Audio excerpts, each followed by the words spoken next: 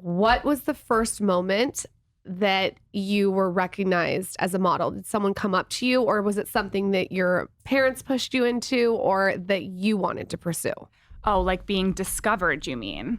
You could call it discovered, or maybe you're at the gas station. Yes. Someone came up to you. Okay. So I was scouted technically at a mall in Connecticut, the Danbury Mall to be specific. Great mall. So I'm from upstate New York originally. I was there shopping with my mom, and there was this modeling competition happening there where like people were going on stage and like walking a runway, but I was literally like 16 at the time. So I was there with my mom. I'll never forget. I was in like Skechers sneakers, like just walking around shopping. Someone came up to me and they were like, hey, it was actually one of the agents. Like I'll never forget it. They think they were from Elite.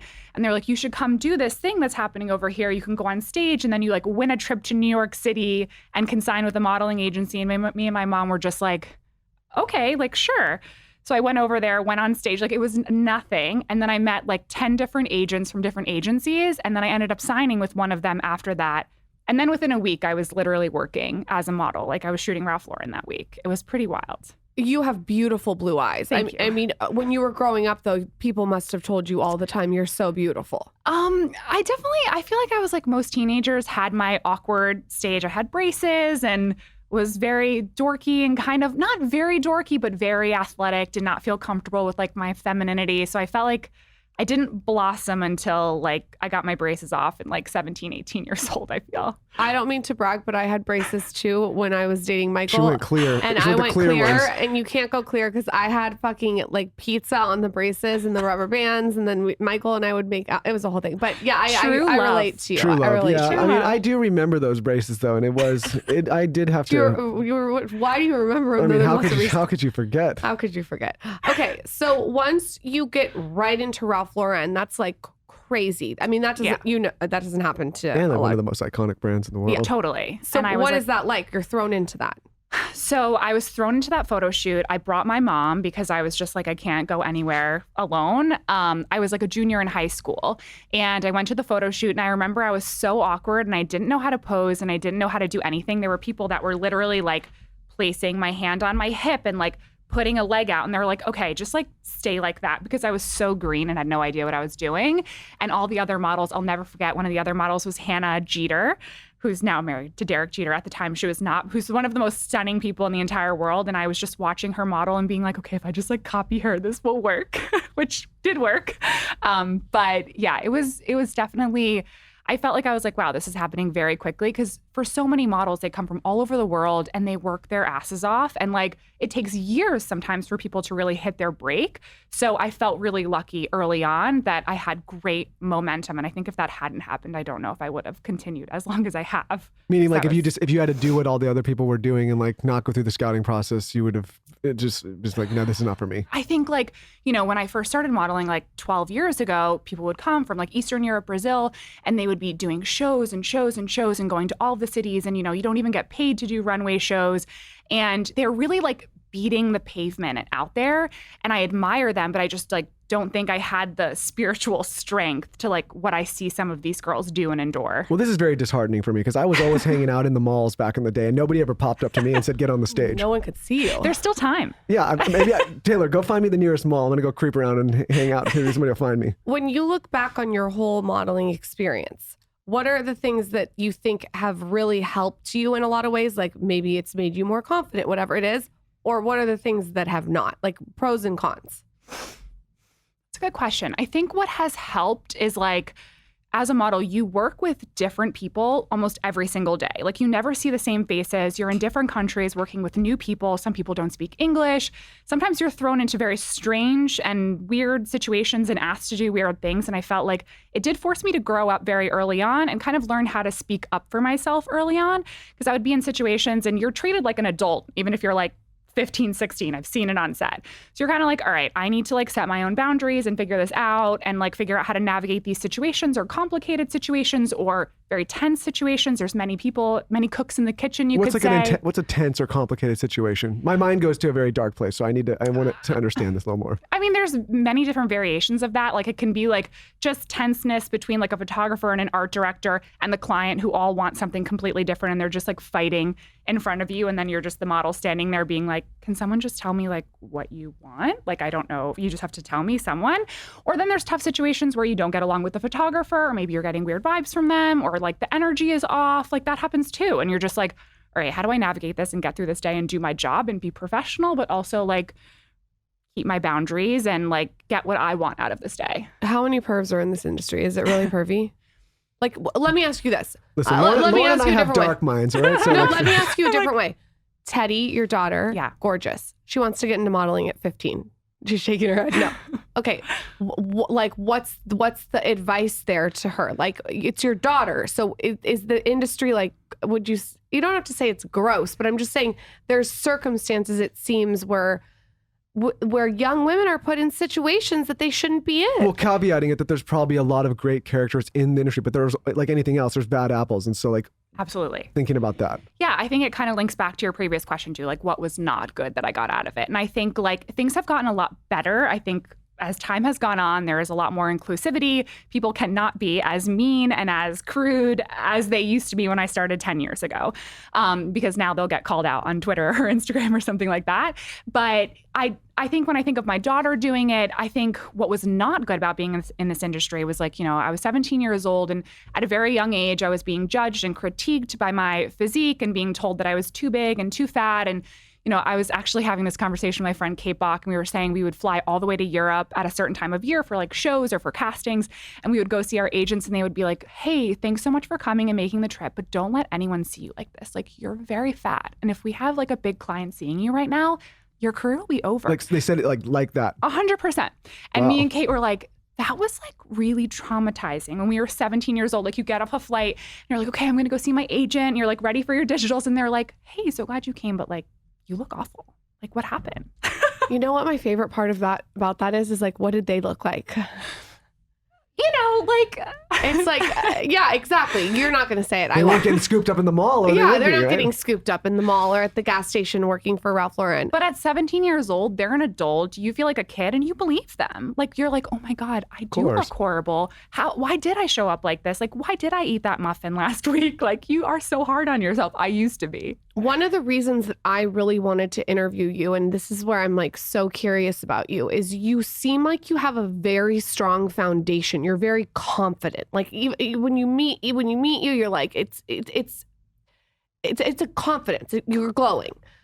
How did you take those experiences from modeling of people telling you, "Hey, you're really fat. You shouldn't have eaten this," to now? Because I mean, have you always been confident? You born with it? No. I've definitely not always been confident. I think like what kept me confident in the industry, like as a model, was like I mentioned, I had great momentum. Like I signed my Maybelline contract when I was 17 years old, and I was with the brand for 12 years. Like I had only been modeling for 6 months. So I was kind of like, I solidified my name and kind of got this great like contract that was lucrative. And I kind of like got my place there. So I was kind of like, okay, that's great. And then it was like sort of the high fashion stuff where I wasn't quite the right fit or whatever you want to call it. And people would criticize and say I was too big and too fat and too curvy and athletic and so on. So I think I was like, okay, I'm not the right fit for everything, but I have this really great thing going for me, or a couple of really great things going for me. So like obviously something is working out. But I also think in terms of like confidence, like I'm from New York. My family was really close by. Like my parents were just like normal, wonderful, grounded people. And I felt like whenever things got rough and I was living in Manhattan and like having a rough day, I like went home to my parents and I like cried. And they're like, well, we love you. Like, it's fine. Like, I do think that strong foundation of family being close by was very grounding for me. Also very different from so many other models who come from so far away. The other models, if I was modeling, I'd want to hang out with you. Because so you seem like really good energy.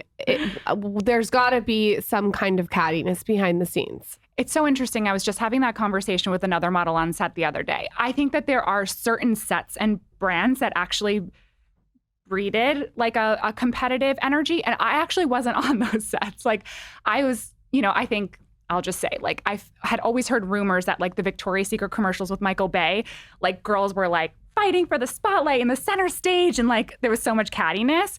But I was on like Maybelline sets, which is all beauty, and all the girls were so nice. It was like me, Adriana Lima, Christy Turlington, Gigi Hadid. Everyone's like so nice and jolly. Like I felt no competitive spirit.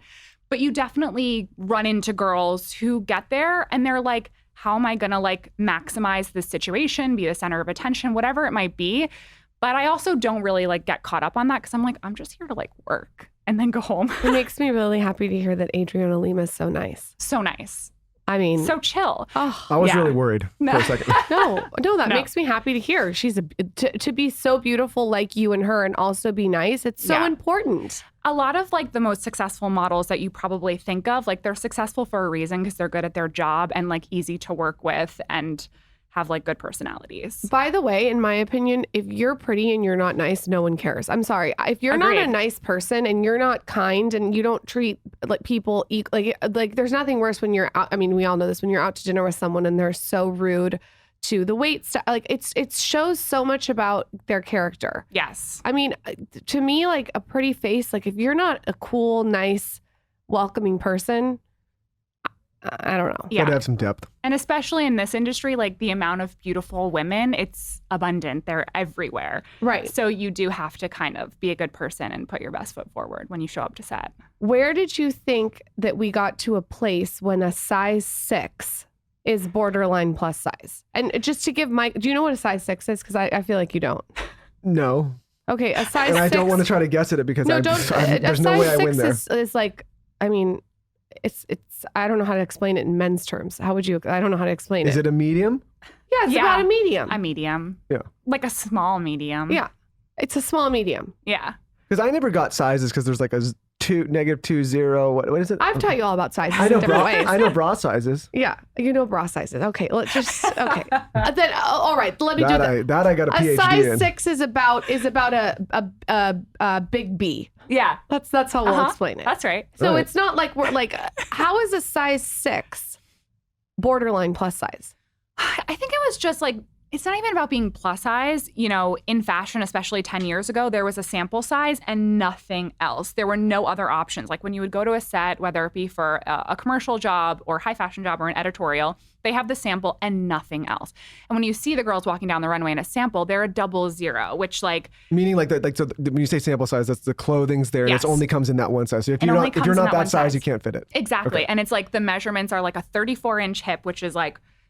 I don't think I've ever had a 34-inch hip in my life. So I understood like when I would go to jobs, like I would make a stylist job very difficult because I never fit into a pair of pants or jeans that were ever on a set. Like I have had so many situations where all the pants were completely opened in the back and it was basically like I was in chaps. Like they always had to kind of make accommodations. But at the time it was rare. It was exotic. It was different. Like people would always be like, oh my gosh, what a fresh air, like breath of fresh air. You're a size 6. And I'd be like, yeah, I hope you have a pair of pants that are going to fit me today.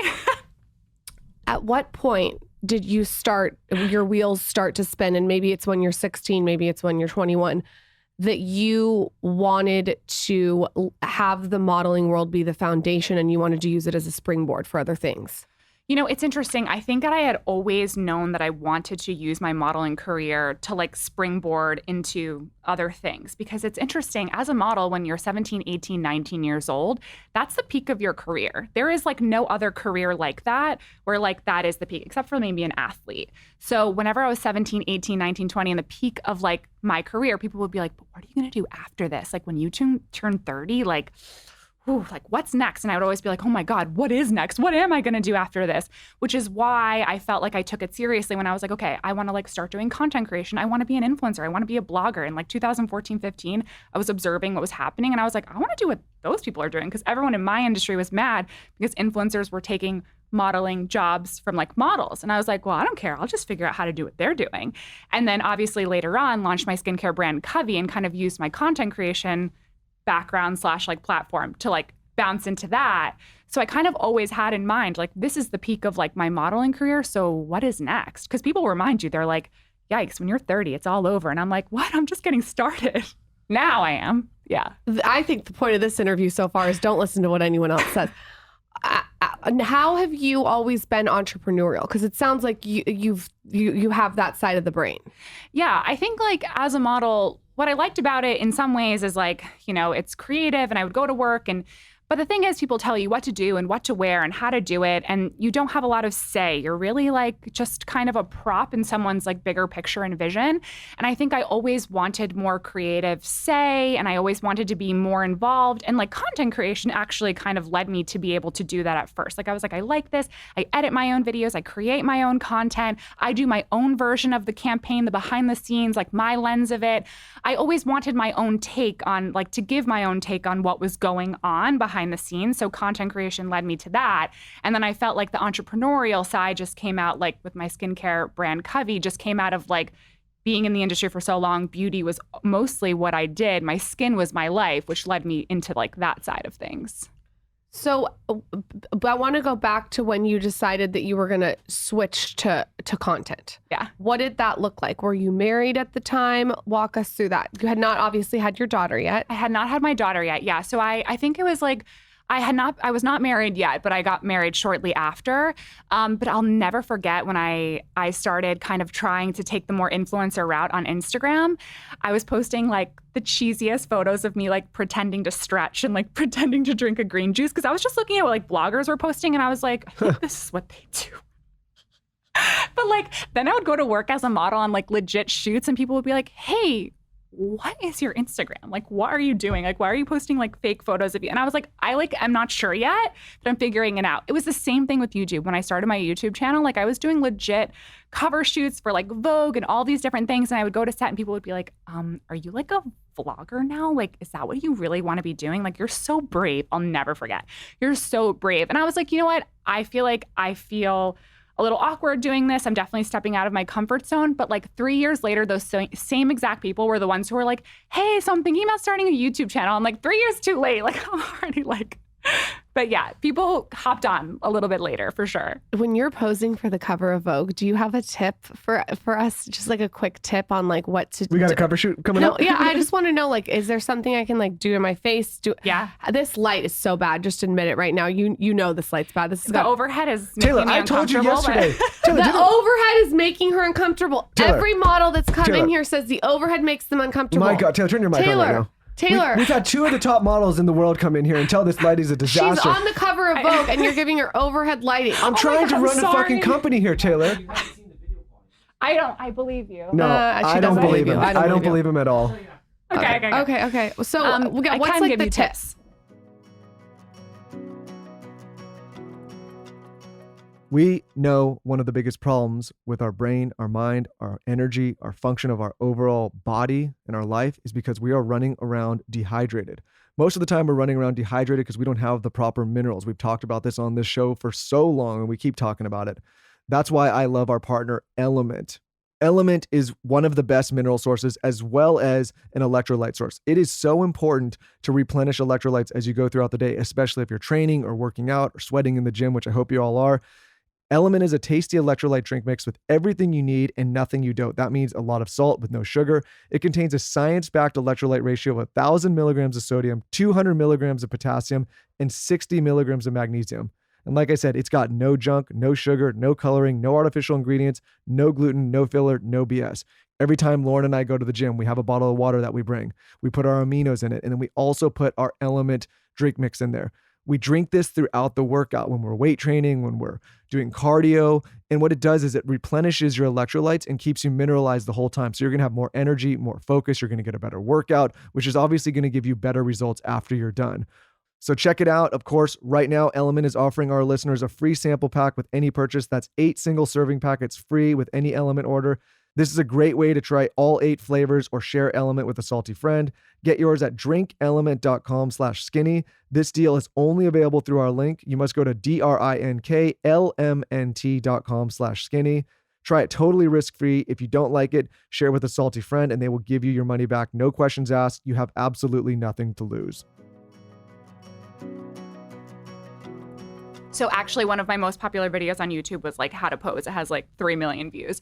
But I think like for face, a couple of things you can do is put your tongue on the roof of your mouth, which carves out your jawline. Ooh, Because like that's a good one. otherwise, that gives you kind of like nice chin structure.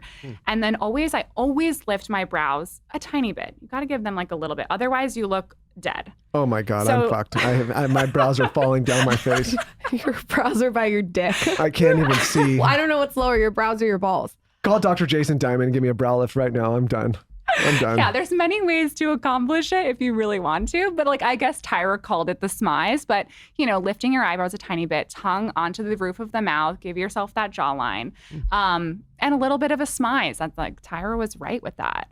But you got to look a little bit awake. You can't look into the camera like deadpan, just looking like you're staring into space. You got to like think about something that you're excited about or whatever the mood of the shoot is. Maybe you're supposed to be angry or I don't know. But those are my few tips. But the tongue on the roof of the mouth thing is very legit. I'm going to do that in every single Instagram story you guys ever see me post. Is there anything that I can do with the body that like is like very flattering? I see like I'll see celebrities do something with the hip. Like what can we do in a photo? I mean, it's always good to like create space like in between your legs. Like this is kind of creating a nice triangle so you can see your waistline. Obviously, you don't want to keep your limbs and your legs all close together because then you just look like a carrot. Like I'm doing absolutely everything wrong, right?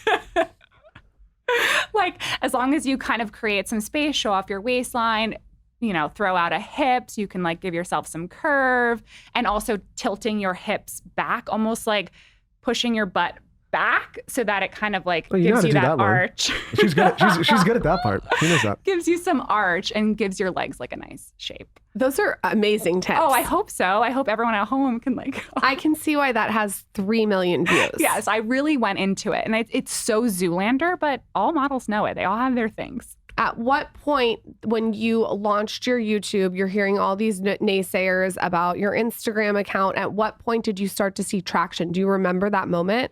Yeah, it was like pretty quickly. I started getting like millions and millions of views on my videos. And I would talk about like my everyday makeup, what I learned on set. I spoke about skincare a ton because I loved skincare and I loved beauty. And that was the world that I was in. I primarily did beauty as a model, a space of Maybelline, Biotherm, this big Armani fragrance. Like I was like, I'm a shoulders up gal. Like that was my life. So then shortly after I was posting a lot of videos about beauty is when I got so much engagement, so many views. They were so into it. I was so into it. And I was like, this is clearly like my thing. So I ran with it.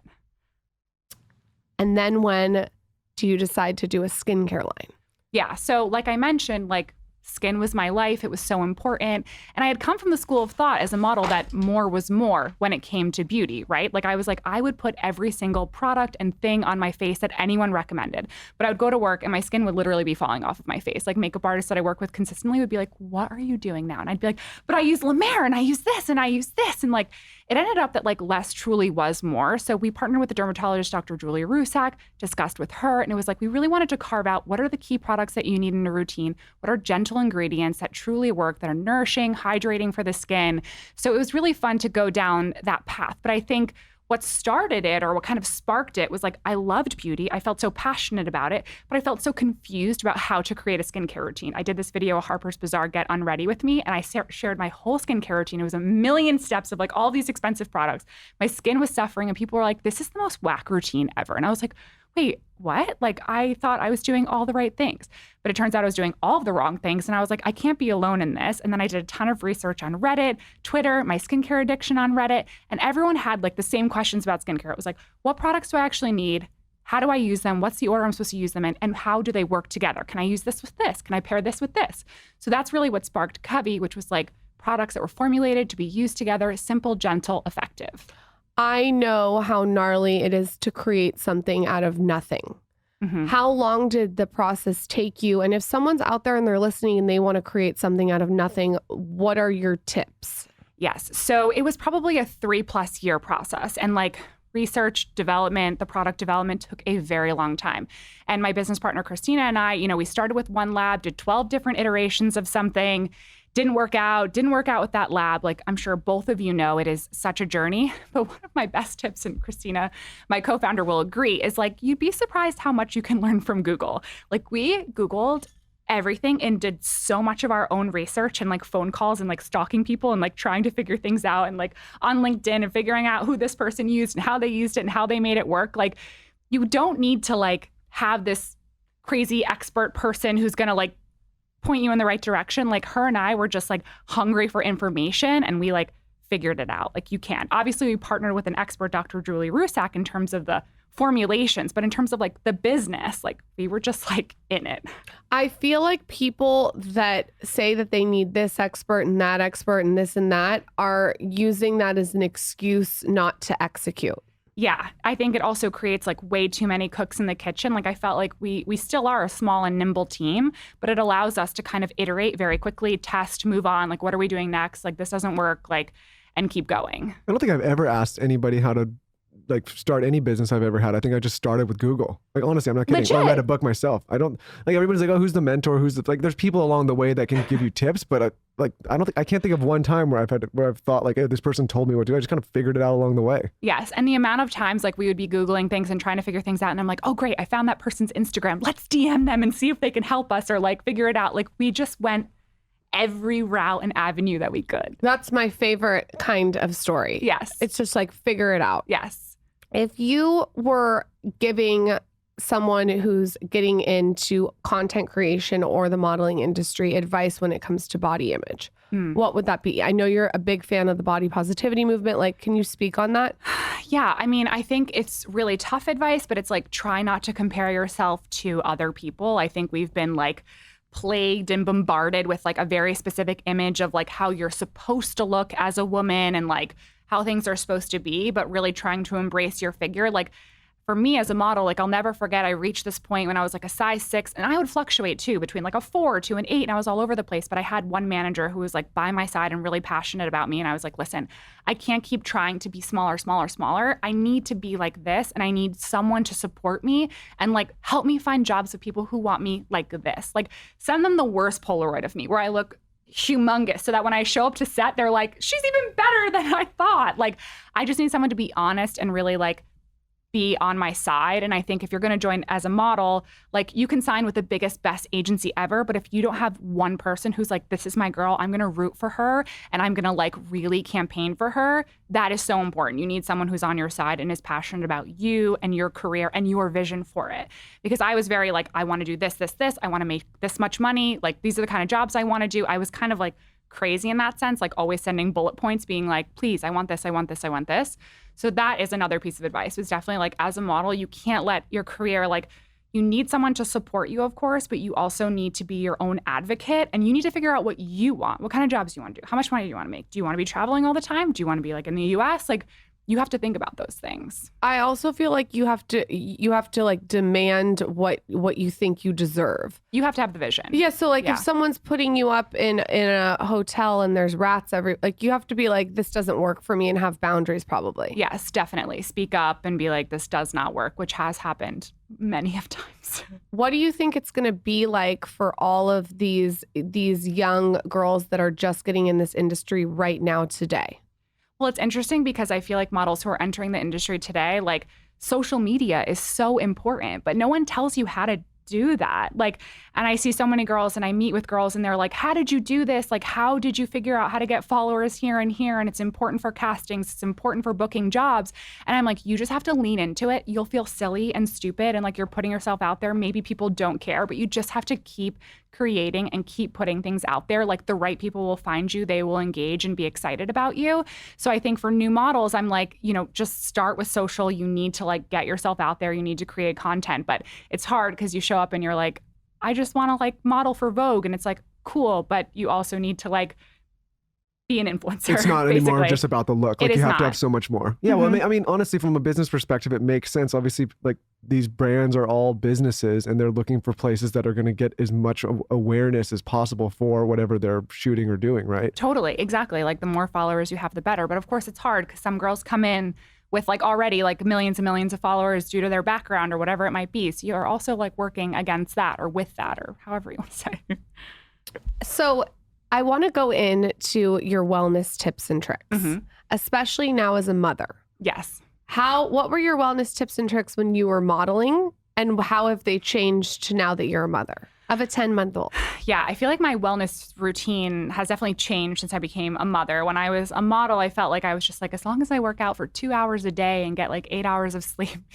2 hours a day. Yes, that was like then, and I had the time to do that. Like now I don't do that. I'm like, if I do 30 minutes a day, and as long as I do like no sleep, deep rest once a day, I'm good. What's no sleep, deep rest? Oh, it's awesome. Those videos I was telling you about, right? Those are the sounds, right? Yeah, I think You I can don't look them know up on if YouTube. Andrew Huberman was the one. Huberman's a big fan of them. He's a big fan of it. It's kind of like a meditation, but not. You kind of close your eyes. I put on like my special eye mask, and it only takes me like 20 minutes, but basically kind of meditating, but you kind of end up falling asleep. You're in this like perfect in between, and then you get like a perfect amount of rest, and then you can then I can do the rest of my day, which now as a mom is so important for me to just like when she naps, I'm like, okay, time for no sleep, deep rest. He just created his own too, and I'm gonna.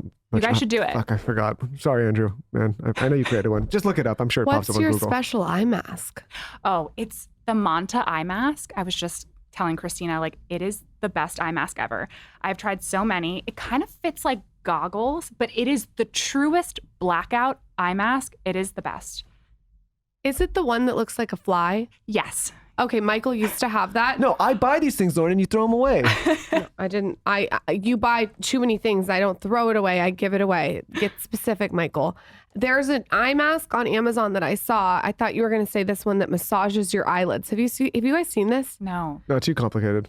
What do you mean? It's like massages your eyelids while you're closing them, and it has the blackout things that Emily likes. I don't need that, Lauren. Okay, well, I'm going to get it. And don't try to steal it from me. It's great. And I'm going love to do it. my say it again, No deep. sleep, deep rest. No NS sleep, deep. Yes. DR. That. And then also I feel like my wellness routine changed as a mom too. Like I used to do so much high intensity exercise before I had my baby. I can't do that now. Like I walk a lot more. I still lift weights. I love weightlifting, but I don't do like spinning and running and sprints. Like that's just like not compatible with my spirit anymore. I don't know why. I have a question that I'm obsessed with that I talk about every single time I go to New York with Michael. What is it like to raise a baby right now in the city? Because it's completely different than raising a baby in LA or where we are in Austin. It's like, it's chaotic. Yes. It's definitely chaotic. It's nice at this age. You know, my daughter's 10 months. Like I can throw her in a carrier. I can throw her in the stroller and we're at coffee. We're at the doctor's. Like we can bounce around so easily. I think the moment that she is walking and running, it is not going to be ideal. And I'm actually moving right now. My husband is manning the move to the suburbs of New York.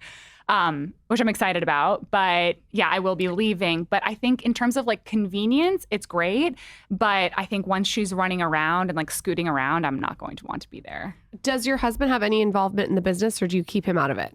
He helped in the beginning stages. So my husband is a private equity investor. So he definitely like oversees and loves to chime in like with myself and my best friend. Love a good chime in. Woo, he chimes in from up here and he's like, what are you guys working on? Like, what's going on? And then we'll be like, oh, we're just like doing this. And he's like, really? You guys should be thinking about this. And we're like, oh my God, really? Should we be doing that? But he's definitely helpful and obviously has amazing expertise. But in terms of like running Covey, it is myself and my business partner doing it. What has being married to a private equity investor taught you? That God, you know what? It's a good genre. Next husband's going to be a private equity investor. That's so efficient to just have on hand when I'm running a business. Just have it like ready to go. And then maybe my third husband. What the fuck's going on with you? No, but the private equity investor, that's great. Hey, I know a couple of private equity investors, and I'll gladly set you. You wouldn't last 2 seconds, Lauren. He's like, go, please. Yeah, good luck. The least favorite topic of you is numbers. Good luck, buddy. That's what I'm saying. That would be efficient for me. You're very smart with numbers, so I have to give Michael. No, you're done now. I'm already looking. Emily, do you know anybody? I'm already on the next. I'm moving on.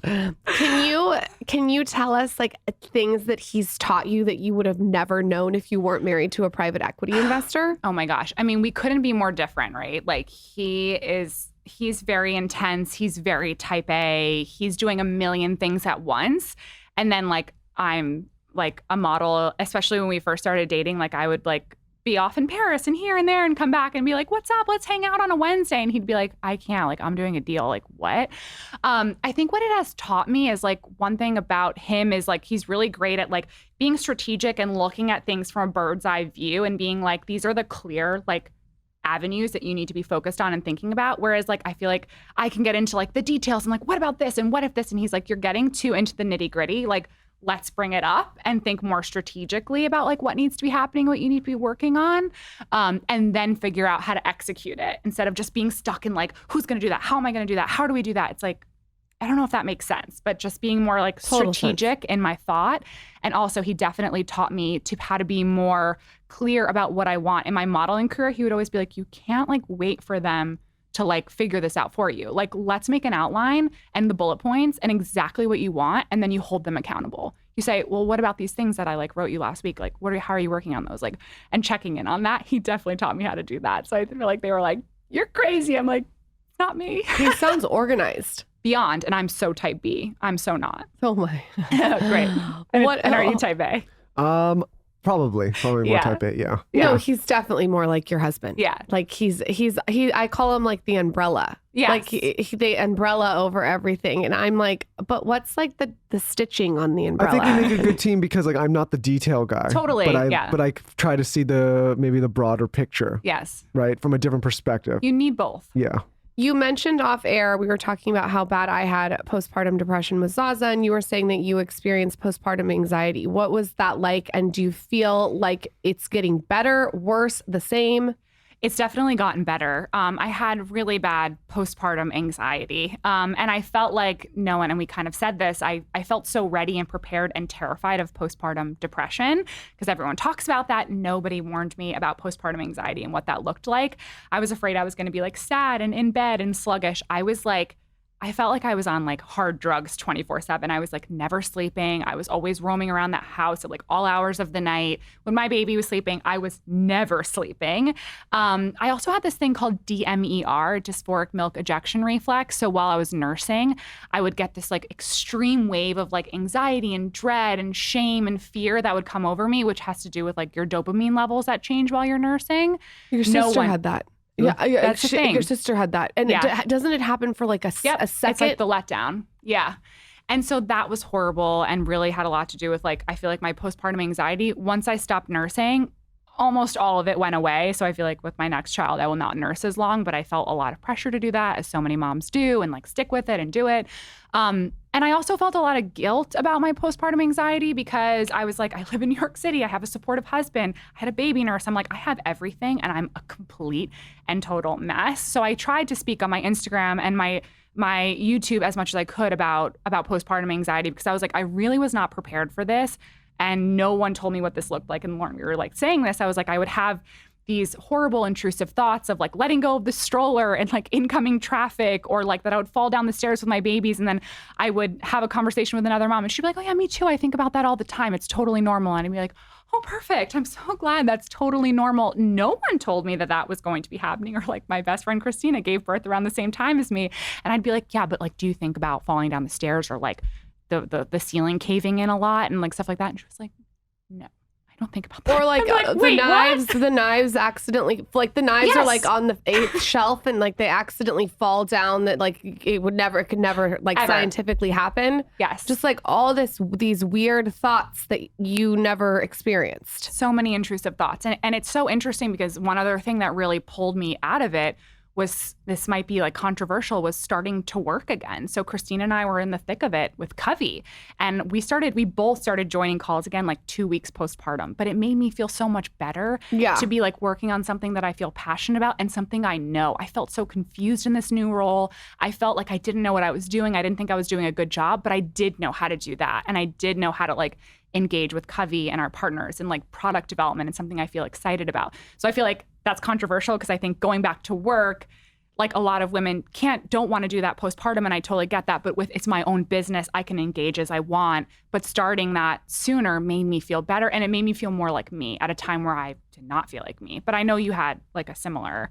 I just think it's not a one size fits all. No. Like if it works for you to go back to work, great. If it works for you to breastfeed, great. If it doesn't, it doesn't. This breastfeeding thing, I don't know if I like missed the breastfeeding class in school where like people, I mean, I was blown away at how interested and judgmental people are about who fucking cares if you breastfeed or you don't. It's your own prerogative. The funniest thing about my wife is like she lives in this little bubble that's like her own bubble, and then she's constantly shocked by like the I didn't reaction know. of the outside Everyone's world. like, are you breastfeeding? I'm like, I don't like, that's like, to me, that question is like, were you Yes. breastfed? Like, what if I got on the mic and I was like, so Emily, were you breastfed? Like, that's how little that I care if someone else is breastfeeding. Do you know what I'm saying? Yeah, it is. But I think like it is such a big focus for women, and they put so much pressure on you in the hospital and stuff too. Like, I just remember that feeling. And like, I was just reflecting on this the other day. Like, remember in the hospital, like they were like,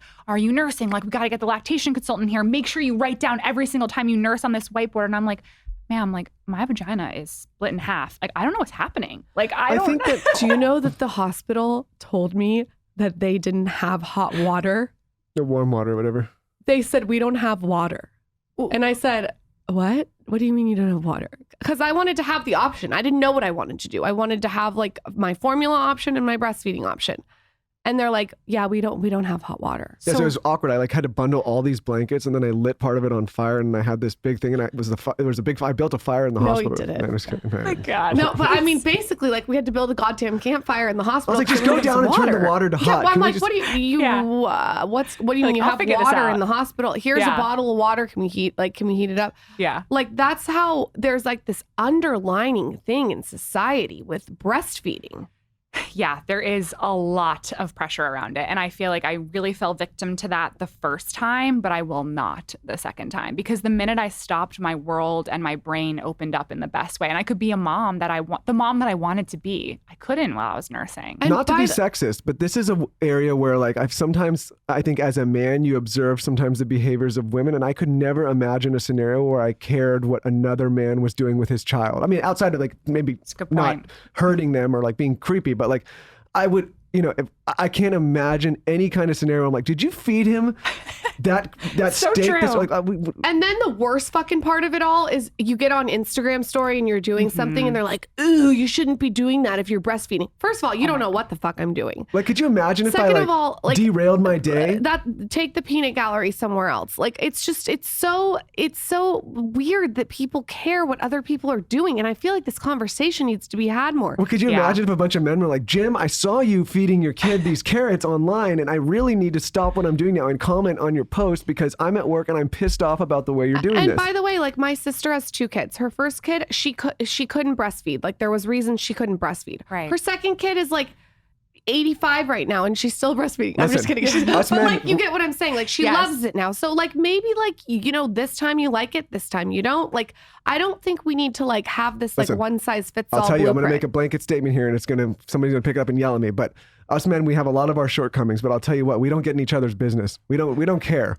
We're just doing our own Yeah. things, floating around. I feel like some people it's a formula for disaster when you get in people's business. No, it makes me sad when you say that like one of the pressure of Yes. breastfeeding and like then you stopped and you felt better. Like that makes me sad. Yeah, but don't you feel like, I mean, one thing, I'm not complaining about being a content creator or an influencer, but the amount of influx of opinions and judgment the minute I became a mother and the minute I became pregnant is wild. And it's all women in my DMs, and they are mean and judgmental and bossy and have like so many things to say. Like it did change how I felt about social media after I had a baby, because people are really tell judgmental. you what to do.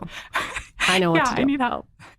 If there's a bully, punch it in the face. So what happened to me is I brought my brand new baby home. I'm postpartum depression, and I took a picture of us in the car, like a selfie of me and Zaza, and she was in her car seat, but we weren't driving yet. We were waiting for Michael in the car, and I got thousands of messages about how the seatbelt was on. Oh my wrong. gosh. Yeah. And then I posted something and I said, I am not the one. I am not the influencer to come to tell me what to do. I am going to do what I want to do. I'm not going to put my child in harm's way. We were not driving the car. I'm not going to justify this. The car was not moving. And in the future, I am not the one that if you give it an inch of energy, they will come in. Yeah, I learned that for sure. if you 'Cause I create a would- space online where you're willing to accept abuse online, then the abuse will continue to come. Totally. Right? Yeah. And It's so, true. like, if you're just like, hey, I don't care, and you're out and you're blocked, and like, I'm also not at request for coaching, goodbye, then like, I feel like they move on to another property. Yeah, but I think like motherhood activates something in women, they feel like they have the right to kind of share their experience or how they think it should be. And I found that kind of disheartening, actually, after I had a baby. I was like, I don't want to share what I'm ever doing, ever. I don't This is blame making you. me feel bad. I also think, listen, if someone comes at me in a way that is constructive, Right. or I'm saying like too much on the podcast, that's something I can fix. Totally. But when you're telling me I hate your voice, I can't change. Like, it's the way you come at someone. No, You can't change something. We've got a lot of good tips and advice for people, but again, it's like coming from a place of like, hey, I've tried this, it might work for you, as opposed to like, you have to do it my way and your way is wrong. Totally. Right? Yes. Yeah. And I think also, like, we just should do a PSA. A new mother is very fragile. Totally. Like, it's not the time. No, I feel like people don't know. I also did not know that before I had a baby, though. Like, I feel so regretful about how I treated friends who had babies, and I'd be like, oh my God, like, yahoo, that's amazing. And I'm like, she was probably so unwell when I was like 2 days after she had her baby. I'm like, when can I come over? But you don't know. You don't know how fragile a new mom is and how frazzled and confused and the hormones. And like, it is a shooketh experience. What are some non-negotiables in your morning routine and nighttime routine with a new baby running a business? Oh my gosh. Okay. Well, in the mornings, first of all, for my sleep, I always have my Manta eye mask. I always sleep the exact same amount every single night, 7.5 hours. If I do more than that or less than that, I feel horrible. Like, that is like my non-negotiable. Of course, like, I have a baby, so sometimes it's not perfectly that, but that's the ideal. And then for the mornings, I usually wake up around 5 or 5:30, but I also go to bed at like 8 o'clock at night because I am like a grandmother. And then I always have like a cold brew in the morning, and I just love the mornings because it's so quiet, it's so still. I come up with the best ideas and the best thoughts and ideas when I'm just like alone and have stillness in the morning. So I feel like that's kind of a non-negotiable. Like, when I wake up and I'm frazzled and trying to like go grab my daughter and like give her bottle and like I'm awake at the same time as her, that is horrible. Ideally, I'll also work out in that time frame before she wakes up around 7, or I go grab her from her crib. And then always I give her morning bottle. And I use that as a time to just like cuddle her and bond with her, no phone, like just literally hold her and like enjoy that moment instead of like being like on my phone and like doing things. Like, that morning time is really important to me to like set the tone for the day.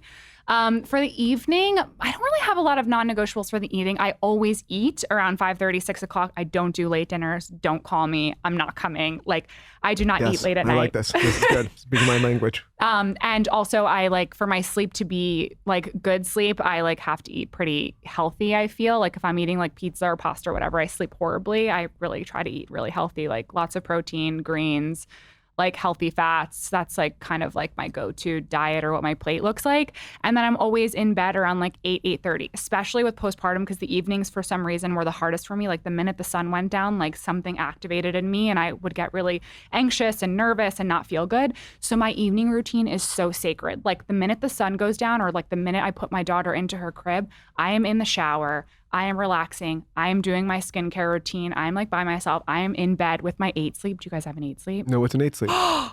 It is the best thing ever. Is it like a cooling blanket type thing? Yes, it's a mattress pad. So they have mattresses and they also have a pad. Let me ask you this though. Does it come with all the machinery and stuff? It does have one thing that's about this big.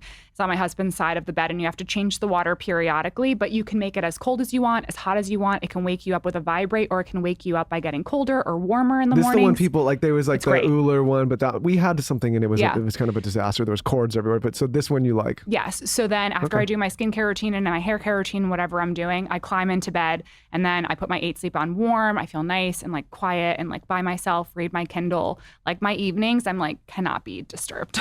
What are you reading right now? What was I reading? I just finished actually Emrata's book, My Body. So did I. So good. Isn't that good? It was very good. And obviously a lot of it resonated for me because I'm a model, and like she had such an interesting take on things where I was like, oh my God, that she put it into words. I like never knew how to say that. She's very articulate. Yes. Very good. It was a very good book. That's so weird. That's kind of why I think I'm like interested right now in that whole world, because she was so open. And then I'm also doing a Colleen Hoover. Oh my gosh, which one is it? I can't even remember. All the Colleen Hoovers are so good. Oh, it's the one that starts with a V. Variety. Yes. Ooh, that one's that Yes. one's one of my favorites, but it's a little creepy. But in I a good way. do love a book. I love like something like Emrata's book, but I also love a book where I'm on like a brain vacation. I feel like I'm in a TV show and like can enjoy it. That because one's a good one. nonfiction at night is hard for me. Yeah, that's a very good book. You're going to like that. You have to message me after you're done reading that. Yeah. If you were to start with one product in your line, tell our audience. And then I was wondering, can we do a little giveaway? Yes, of course. That would be great. So tell us what you would start with. The first thing, I have used your products. I like them a lot. The packaging is stunning. Oh my gosh, I have to tell you also for your ice roller, that saved my life when I was pregnant. I was the hottest, most crankiest pregnant person, and I loved your ice roller in combination with one of our serums. Loved it. In combination with the serum? Yes. Huh. Yes. I got to give you pink balls to try with the serum too. I would love that. Yeah, I got to give you pink balls. I think for Covey, a product to start with would be our first of all cleanser, because actually cleanser is such an underrated thing. Like you need to start with a great foundation for the rest of your skincare routine to be effective and to be successful. So our first of all cleanser has actually already won 3 beauty awards, which we're so proud of. Takes off makeup, dirt, grime, sunscreen in one step. We wanted to replace the double cleanse. We had so many different iterations of this product. I'm sure you guys can relate. It took us so long to perfect it, but we really wanted it to take everything off without stripping or drying your skin. So we have really hydrating ingredients in there, really soothing ingredients. It is amazing and the foundation for the rest of your skincare routine. Okay, that sounds incredible instead of having to do a double cleanse. Yeah. What can we give away from your skincare line? You can give away the full Covey routine. You should. Okay, let's give away the whole Covey routine. You can use the serum with the ice roller. You can remove all your stuff on your face in one cleanse with the cleanser. All you guys have to do is follow Emily DiDonato or at Covey. Okay, and then tell us your favorite part of this episode with Emily on My Latest Instagram, and we'll get like the whole shebang package. Yes. Where can everyone find your line, your YouTube channel, Pimp Yourself Out? So you can find me at Emily DiDonato, Instagram, YouTube, TikTok, Covey at Covey or coveyskin.com. Come say hello. I answer almost all of my DMs, and I always ask people who try Covey to shoot me a DM. Let me know what you're thinking, how you're feeling. If it's working for you, I always answer everyone. That cleanser is getting me excited. Emily, thank you so much for coming on. You are very inspiring. I am a big fan. Thank you for doing the show. Thanks for having me.